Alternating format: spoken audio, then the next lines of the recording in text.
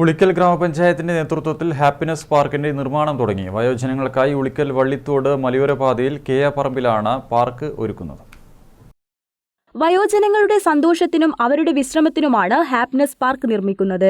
ഉളിക്കൽ ഗ്രാമപഞ്ചായത്തിന്റെ നേതൃത്വത്തിൽ 14 ലക്ഷം രൂപ വിനിയോഗിച്ചാണ് പാർക്ക് നിർമ്മാണം. കേയാപ്പറമ്പിൽ സ്ഥിതി ചെയ്യുന്ന കുളത്തിനോട് ചേർന്നാണ് പാർക്ക് ഒരുക്കുന്നത്.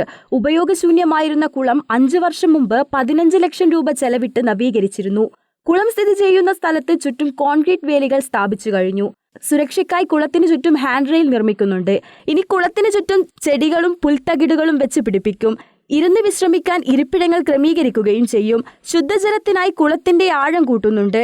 കൽപ്പടവുകളും നിർമ്മിക്കും. കുളത്തിന്റെ ആഴം കൂട്ടി നവീകരിച്ചാൽ 200ഓളം കുടുംബങ്ങൾക്ക് ശുദ്ധജലം നൽകാൻ കഴിയുമെന്ന് പഞ്ചായത്ത് പ്രസിഡന്റ് PC ഷാജി പറഞ്ഞു. പഞ്ചായത്തിന്റെ കൈവശമുള്ള 35 സെന്റ് സ്ഥലത്താണ് ഈ മനോഹരമായ ഹാപ്പിനെസ് പാർക്ക് നിർമ്മിക്കാൻ വേണ്ടി തീരുമാനിച്ചിട്ടുള്ളത്.